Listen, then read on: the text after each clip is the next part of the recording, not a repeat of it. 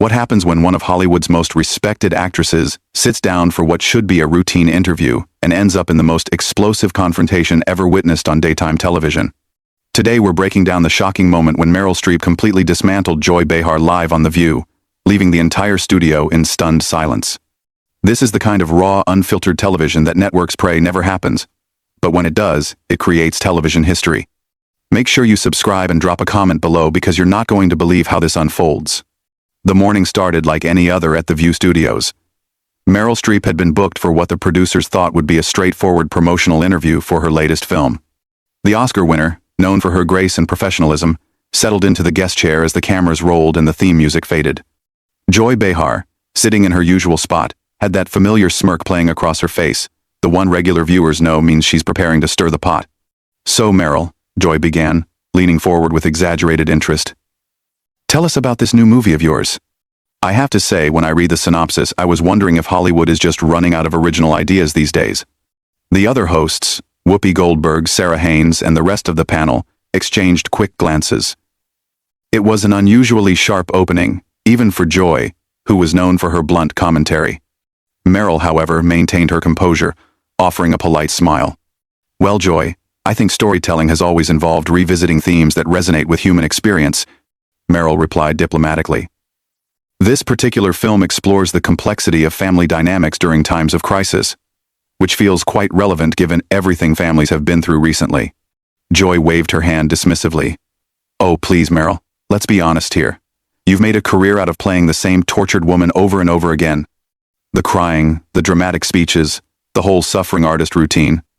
Don't you think audiences are getting tired of watching you cry on screen for 2 hours?" The studio fell noticeably quiet. Even the production crew seemed to pause their usual bustling. Whoopi cleared her throat, clearly uncomfortable with the direction Joy was taking the interview. Sarah looked down at her notes, suddenly finding them fascinating.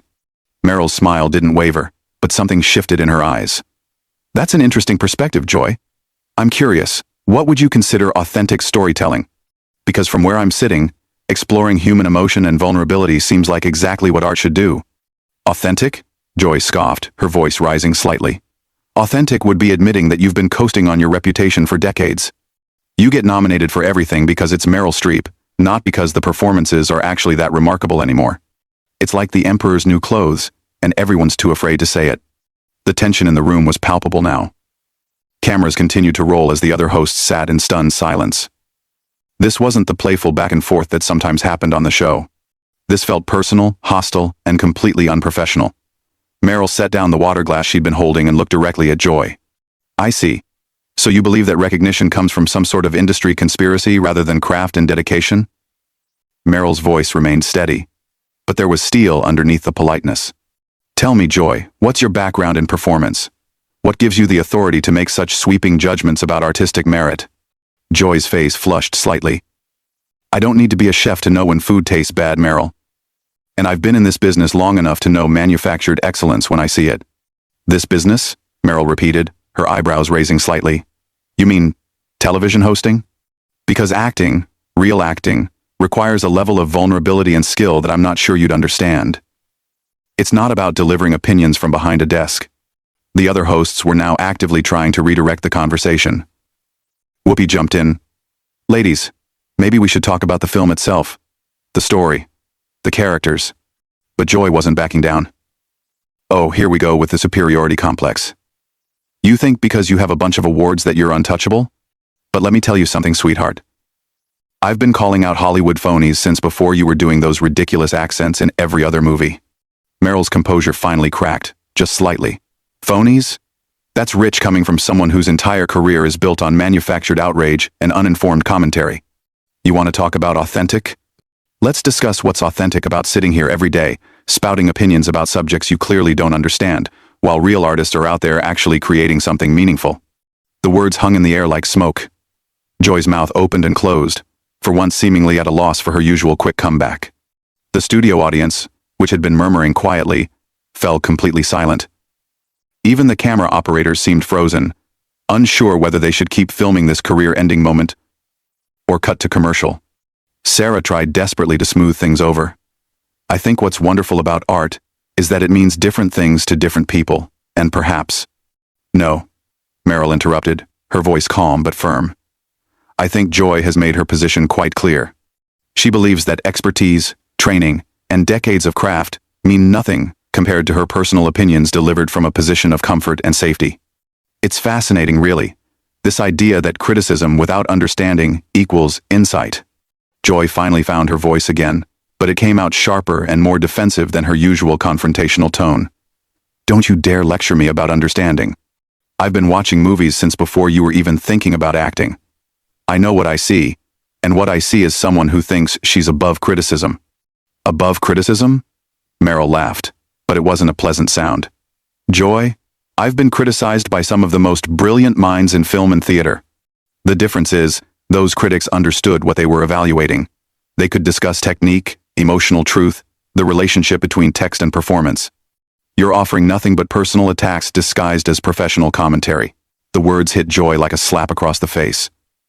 Her cheeks reddened as she realized that Meryl had just publicly dismantled her entire approach to commentary in front of millions of viewers. But instead of backing down or acknowledging the valid point, Joy doubled down in the worst possible way. Personal attacks? Joy's voice cracked slightly as she leaned forward aggressively. You want to talk about personal attacks? Let me tell you what's personal. Watching someone like you parade around Hollywood for 40 years, acting like you're doing Shakespeare when half the time you're just putting on funny voices and calling it acting. You think you're Katharine Hepburn, but honey, you're not even close. The studio was now completely silent, except for the hum of the cameras. Whoopi had her hand pressed to her forehead, clearly regretting every decision that led to this moment. Sarah looked like she wanted to crawl under the desk. The producers in the control room were frantically trying to decide whether this was a disaster or the most compelling television they'd ever captured.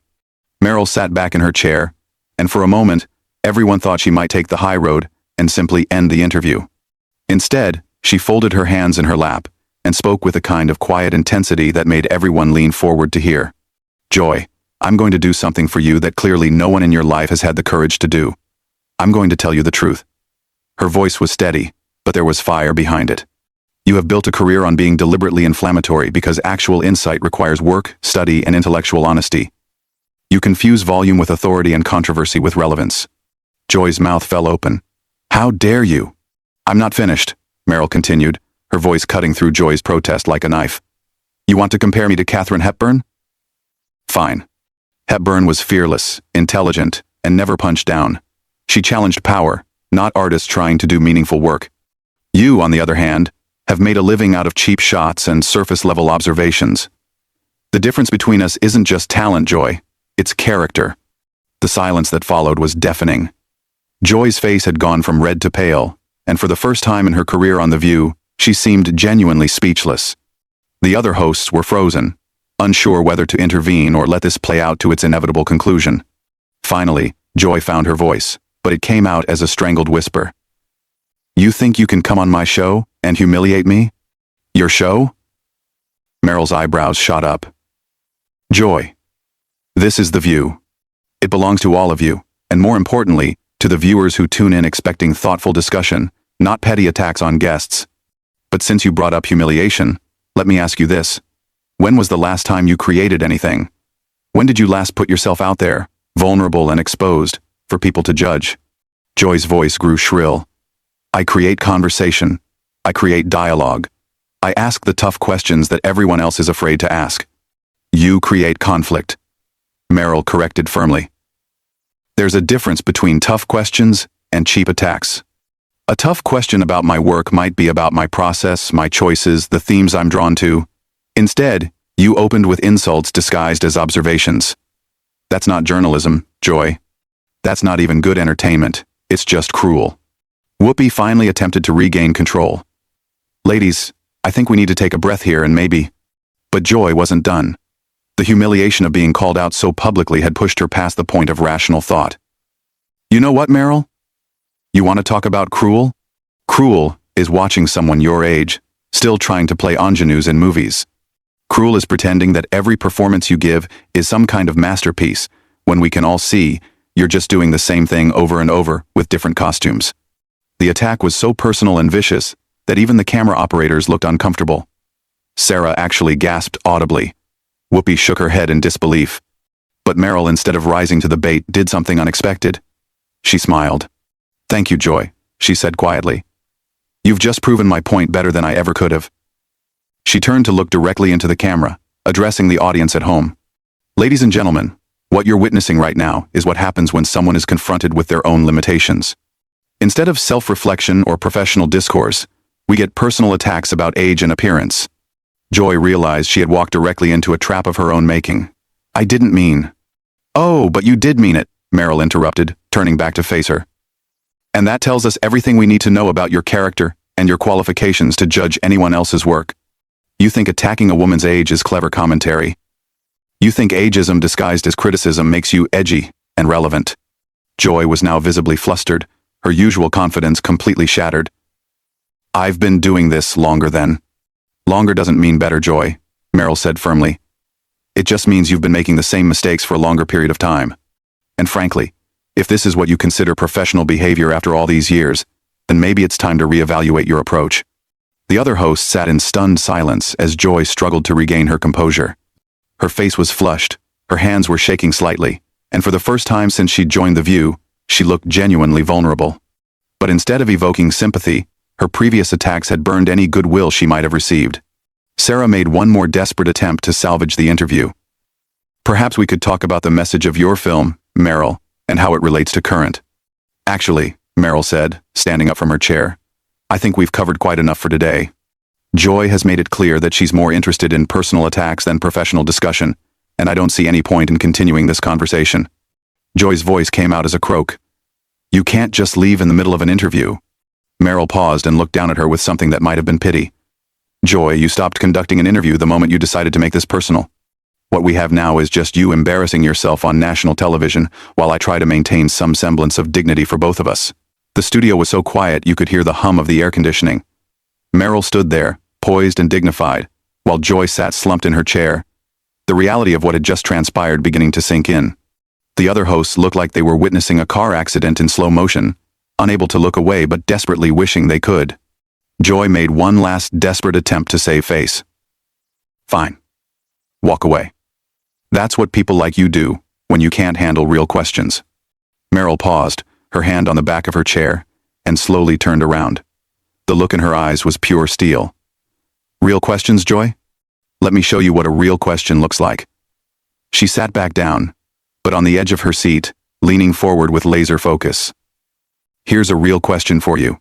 In all your years of television, can you name one instance where your confrontational approach actually led to meaningful insight or positive change?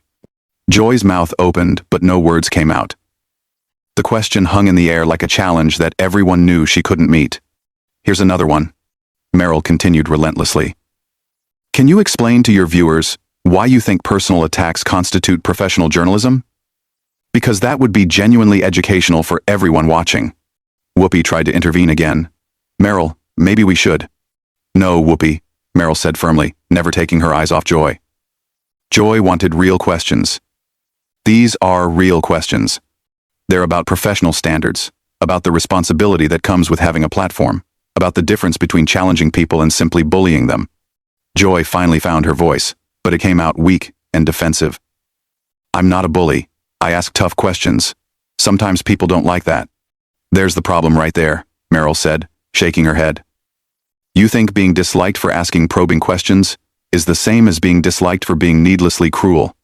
They're not the same thing, Joy. One is journalism, the other is just bad behavior with a television contract. The cameras continued rolling as Joy struggled to respond. Her usual quick wit had completely abandoned her, and she looked around the table desperately, hoping one of her co-hosts would come to her rescue. But Sarah was staring at her hands, and Whoopi looked like she was calculating how many more minutes until commercial break. Let me give you an example of the difference, Meryl continued, her voice taking on the tone of a teacher addressing a struggling student. A real question might have been, Meryl, your latest film deals with themes of resilience in the face of adversity. Given your long career, what have you learned about finding truth in difficult emotional territory? That would have been challenging and substantive. Joy tried to interrupt. That's not. Instead, Meryl continued, you chose to open with insults about my career trajectory and suggest that my success is somehow fraudulent. That's not journalism, Joy. That's not even good gossip. It's just mean-spirited noise designed to create conflict rather than understanding. The devastation was complete. Joy looked around the table one more time, but found no support, no lifeline, no way out of the hole she had dug for herself. Her voice, when she finally spoke, was barely above a whisper. "I've been doing this for years. I know how to conduct an interview."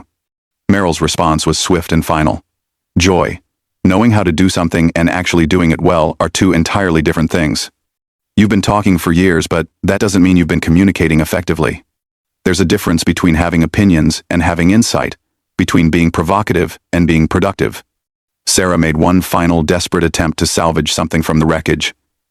"I think what's important is that we can have different perspectives and still respect." "Respect," Meryl repeated, turning to Sarah with a sad smile. "Yes, that's exactly what's been missing here. Respect for the craft, respect for the guest, respect for the audience who tuned in, expecting thoughtful discussion rather than a verbal ambush." Joy's last shred of dignity finally snapped. "You think you're so much better than everyone else, don't you? You think your little speeches make you superior?" Meryl stood up again. But this time her demeanor was different. There was sadness in her eyes. Disappointment rather than anger. "Joy, I don't think I'm better than anyone. But I do think we all have a responsibility to be better than our worst impulses.